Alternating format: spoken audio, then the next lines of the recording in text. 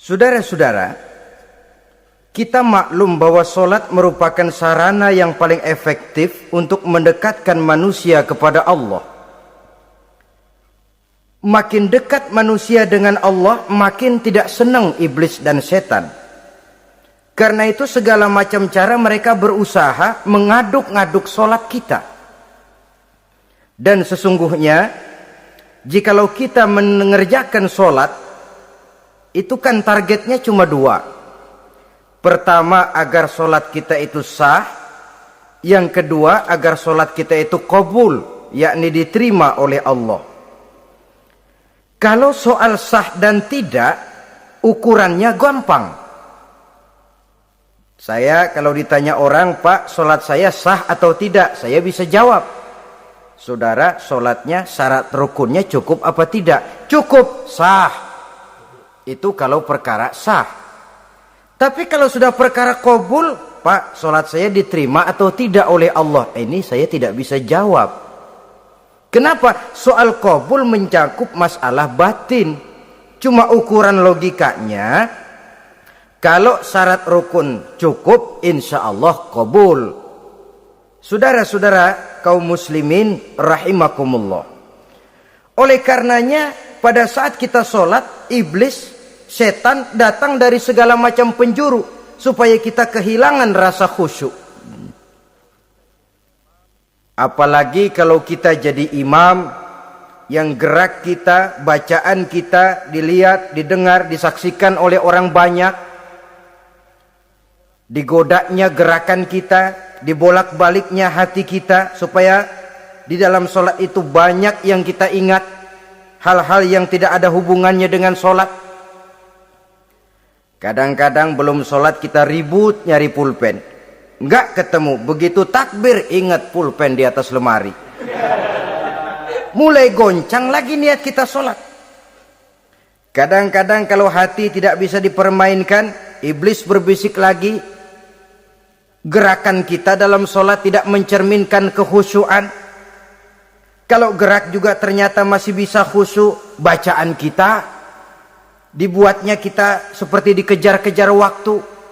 Sholat isya misalnya dengan cara kilat khusus, super singkat.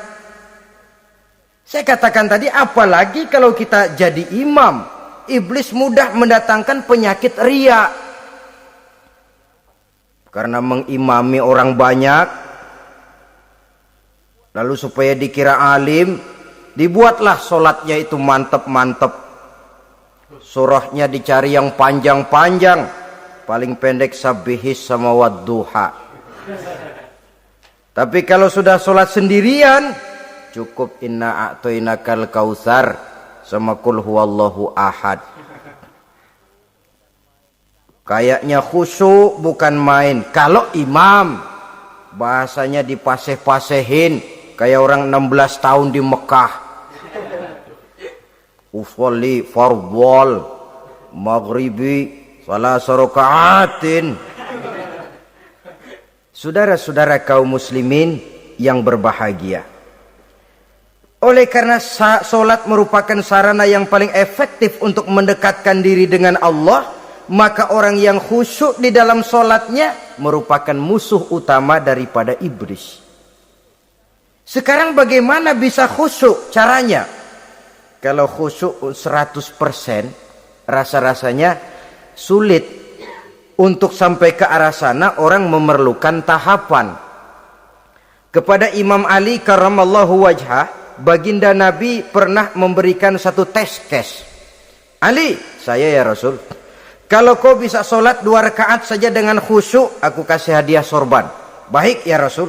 Sembahyang Imam Ali 2 rakaat, selesai sholat, assalamualaikum wassalamualaikum. Rasul bertanya, yang mana sorbannya Li? Tanpa nengok, Imam Ali menjawab, yang hijau ya Rasul.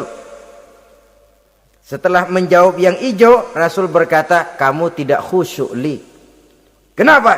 Soalnya tadi waktu sembahyang mikirin, nanti kalau ditawarin sorban pilih yang hijau aja ah. Sehingga begitu ditanya, refleks menjawab, yang mana Li? Yang hijau saja ya Rasul. Oleh karena itu, menurut Al-Imam Nawawi, pada tingkatan yang paling sederhana, sudah sampai ke tingkat khusyuk, asal pada waktu takbiratul ihram ingat kepada Allah. Tapi jangan lupa, itu tangga pertama. Jangan ada fatwa begini lalu aman. Yang penting kan takbirnya ingat Tuhan, belasononya mau kemana kek. Bukan itu.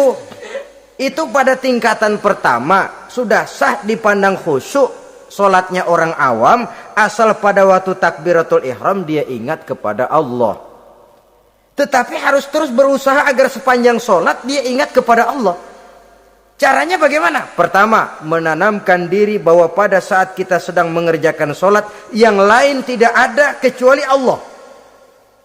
Yang kedua, berusaha memahami apa yang kita baca. Sehingga pada saat kita sujud, subhana rabbiyal a'la wa bihamdi, terbayang kemahasucian Allah, kemahatinggian Allah. Sehingga hati tidak mengembara, mulut berucap, hati mengikuti apa yang diucapkan. Yang kadang-kadang membuat hati kita jalan-jalan, badan di masjid, badan takbir, badan ruku, tapi hati di pasar, hati di kantor, hati di pabrik. Karena yang kita ucapkan tidak berakar di hati. Yang kita baca kita nggak tahu artinya, sangat boleh jadi hati lalu mengembara kemana-mana. Jadi untuk menopang kekhusyuan ini, cara yang paling efektif, pertama, tidak ada yang lain pada waktu kita sholat kecuali Allah. Yang kedua, berusaha memahami apa yang kita baca. Dikala kita sujud dikala kita duduk di antara dua sujud, Rabbighfirli, ya Allah ampuni dosa saya, warhamni, kasihani saya, dan selanjutnya. Mulut membaca, hati mengikuti.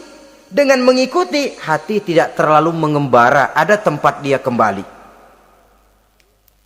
Saudara-saudara kaum muslimin rahimakumullah. Itu yang kelima. Yang keenam, yang menjadi musuh iblis, mu'minun nasih. Orang mukmin yang suka memberikan nasihat.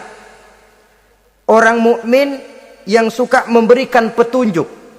Termasuk juru-juru dakwah, para mubaligh, itu merupakan musuh utama iblis. Kenapa? Tiap hari iblis kampanye. Tiap hari iblis mengajak dengan segala macam cara yang kalau perlu dia berikan kamuflase. Dia berikan fata morgana. Kalau perlu, yang haram dia bungkus dengan merek halal. Kalau perlu,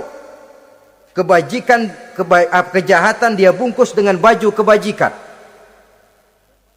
Istilahnya, racun diberi merek madu. Dan itu wajar.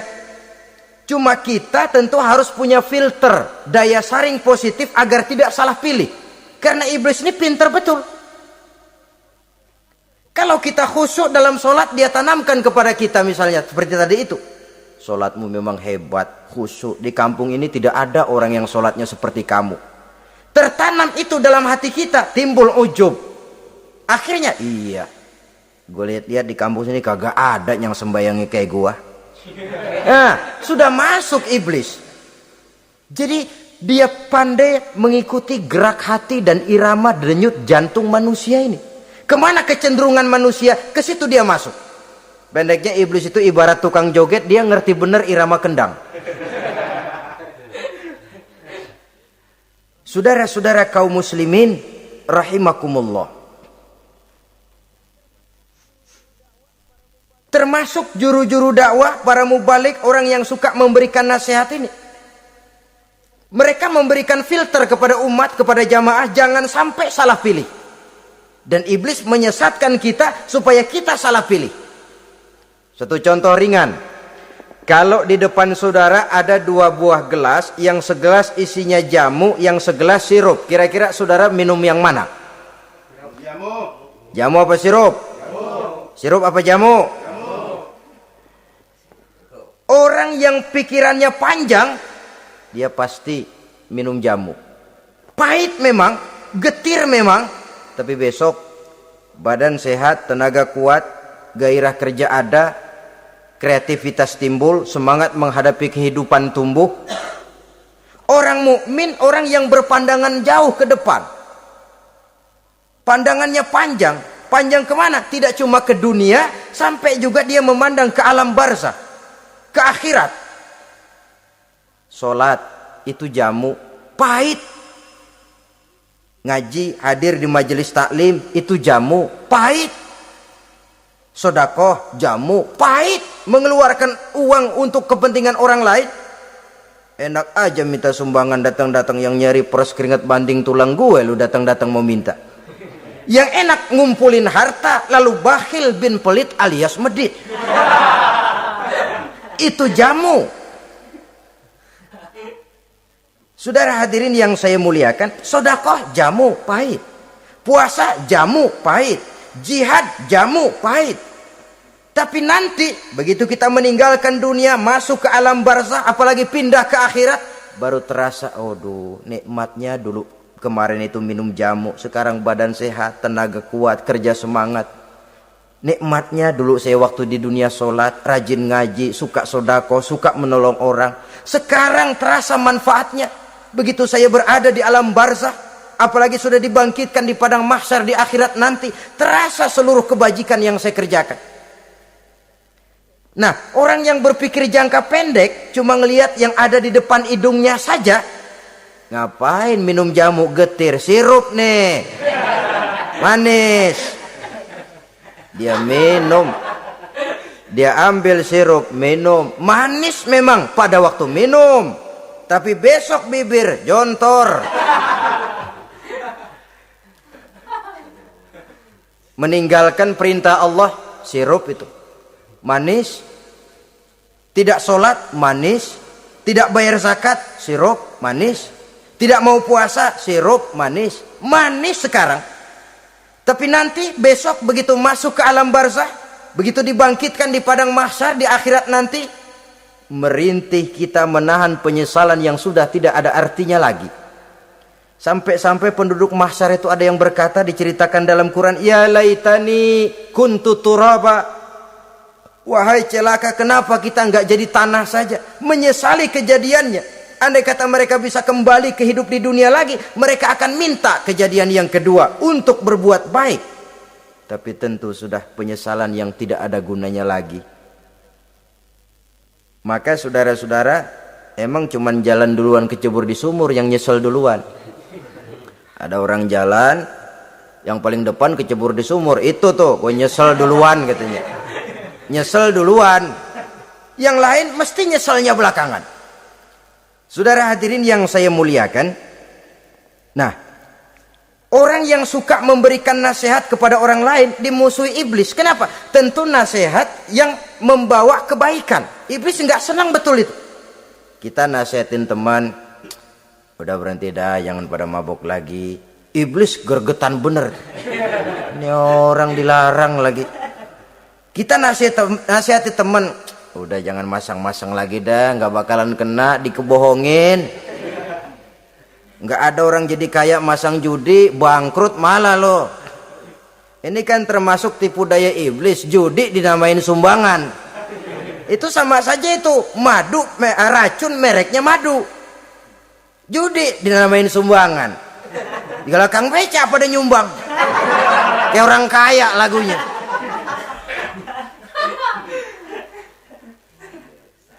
Saudara-saudara kaum muslimin rahimakumullah, adalah kewajiban kita memang untuk tawasau bil haq, saling nasihat menasihati. Setiap kita juru dakwah, setiap kita wajib menyampaikan apa yang sudah kita tahu kepada orang yang belum atau kurang tahu.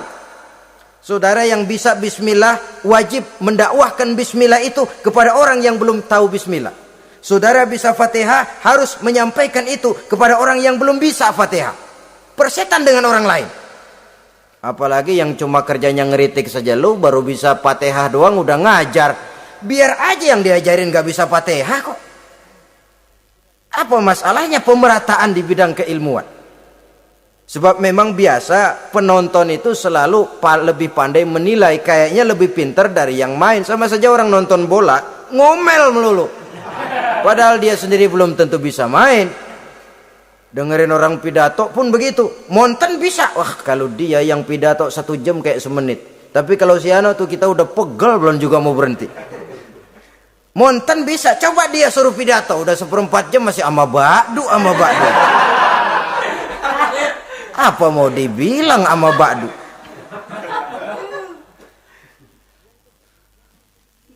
Yang ketujuh, yang menjadi musuhnya iblis,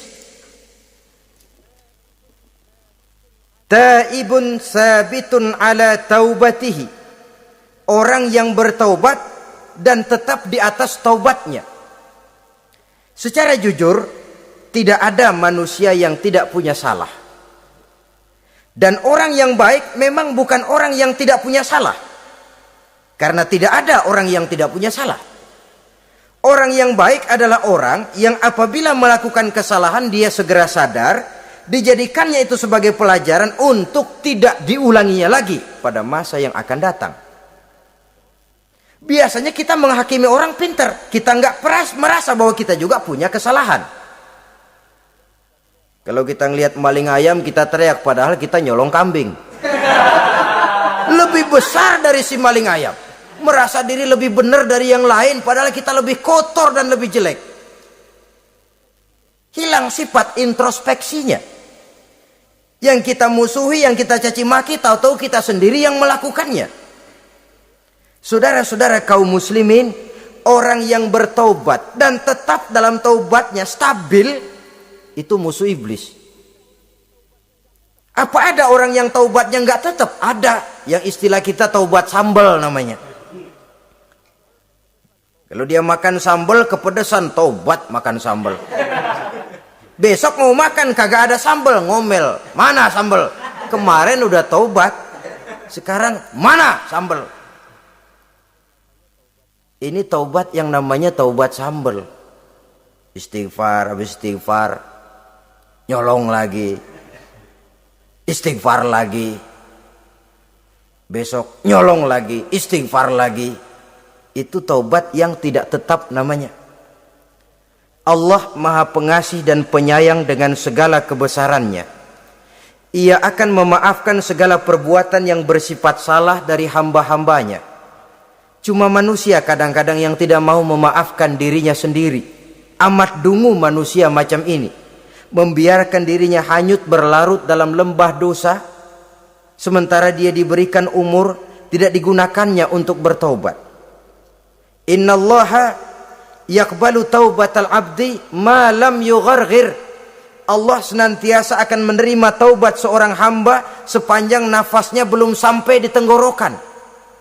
Kalau nafas sudah sampai di tenggorokan baru berniat taubat, kasib terlambat. Kayak Fir'aun. Fir'aun itu begitu ditenggelamkan di lautan merah, udah cengap-cengap mau mampus, baru ngomong dalam sekaratnya, amantu bi Rabbi Musa wa Harun. Kalau begini mah saya juga percaya sama Tuhannya Musa.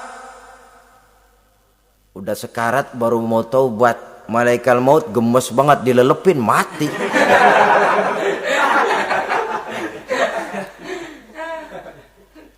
Nah, kepada adik-adik remaja, biasanya kalau sudah bicara taubat, pikiran kita, taubat mah urusan 70 tahun ke atas.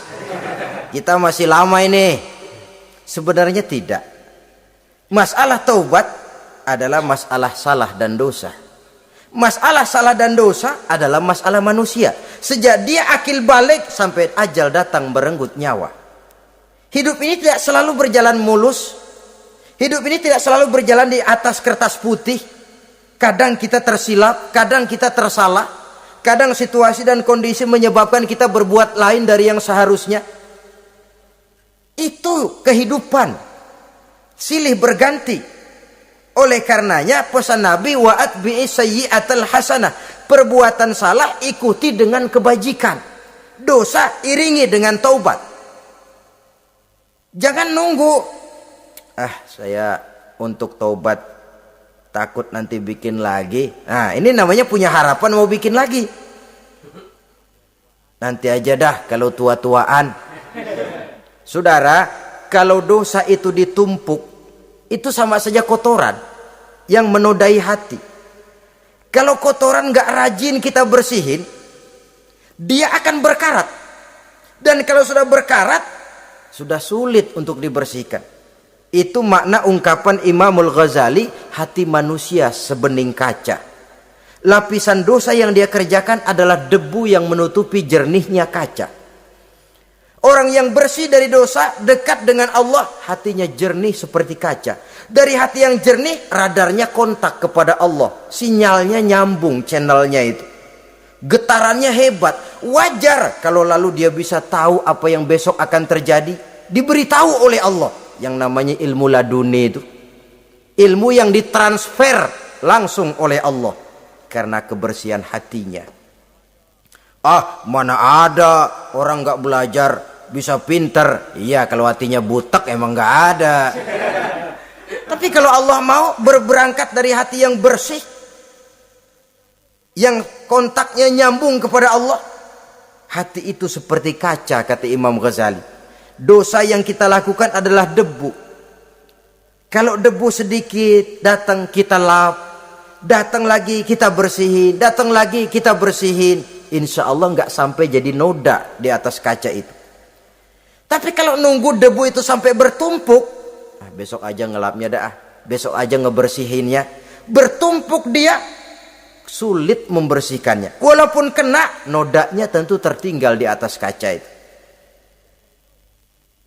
Karena itu dalam kehidupan remaja misalnya, pemuda misalnya, kita tidak bisa menolak mode, tidak bisa menolak musim. Modenya disco, modenya breakdance, modenya joget, modenya jaipongan. Mode pada waktunya habis, ya habis. Tapi bagaimanapun dia akan punya dampak, memberikan bekas dalam membentuk kepribadian. Dan ini efek yang tidak kita inginkan. Efeknya, bukan modenya itu.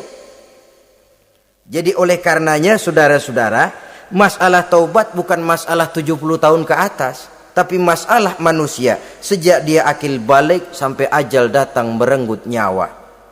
Sepanjang nafas belum sampai di kerongkongan, Allah akan menerima taubat seorang hamba. Bahkan dalam hadis qudsi Allah menyatakan, "Lau amiltumul khotoya hatta mala'atis sama, thumma nadimtum, fataballahu alaikum." Kalaupun kamu berbuat dosa sampai penuh langit dengan dosamu, kemudian kamu bertaubat dan menyesal, Allah pasti akan menerima taubatmu. Jadi orang yang taubat dengan sebenarnya dan tetap dalam taubatnya, itu musuh iblis. Tapi orang yang taubatnya angin-anginan, iblis demen banget. Hari sembahyang, besok mabok, besoknya lagi nyolong, besoknya lagi zina, besok taubat lagi. Kata iblis, surak, iya lo gocet dah Tuhan.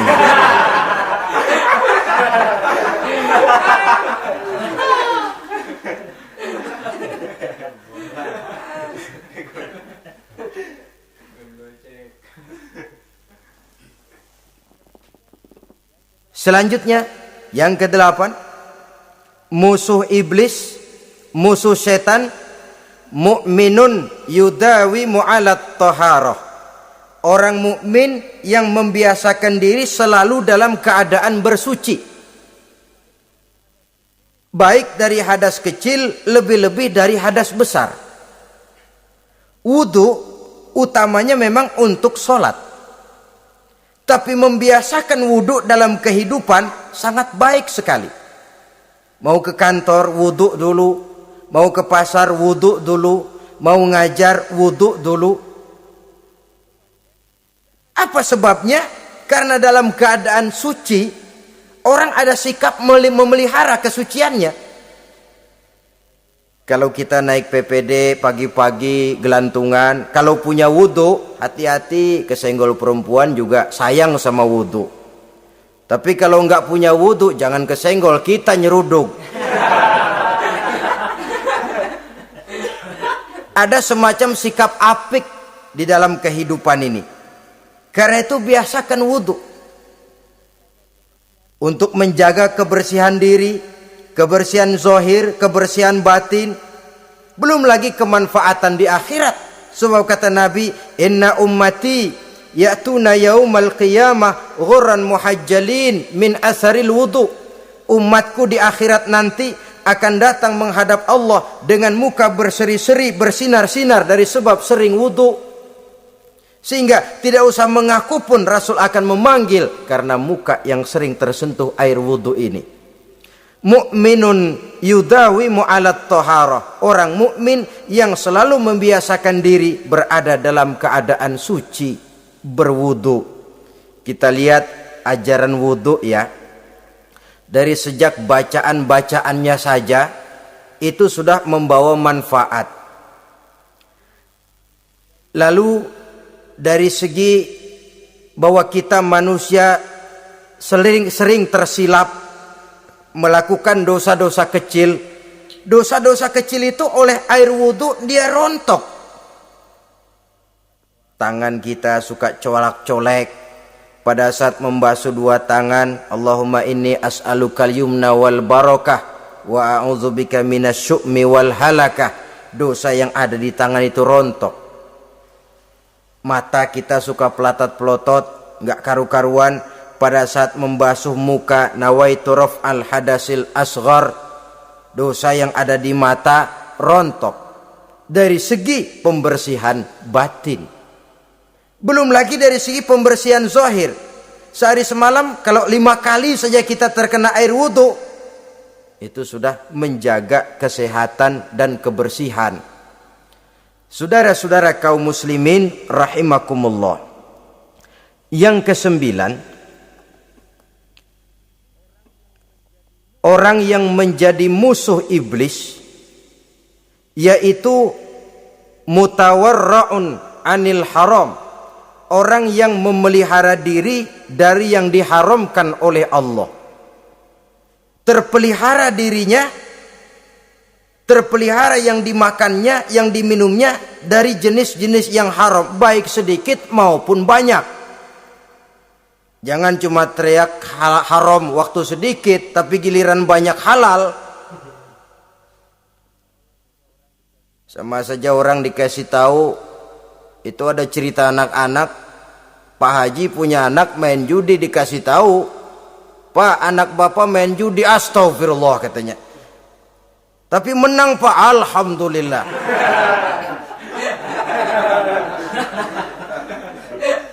Ini kan sama saja, giliran sedikit dibilang haram karena dia nggak dapat jatah, begitu dapat banyak dan dia kecipratan jadi halal.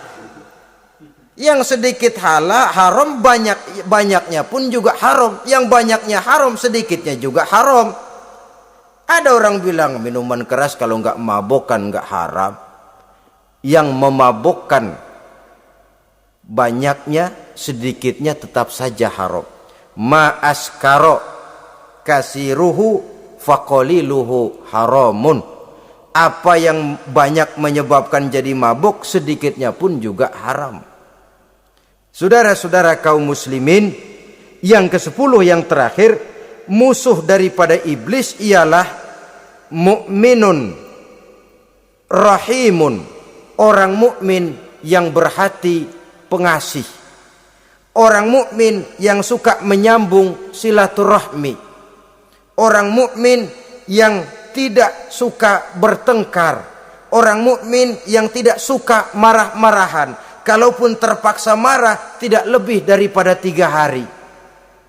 Jadi boleh saja marah kalau alasannya tepat, tapi nggak lebih dari 3 hari.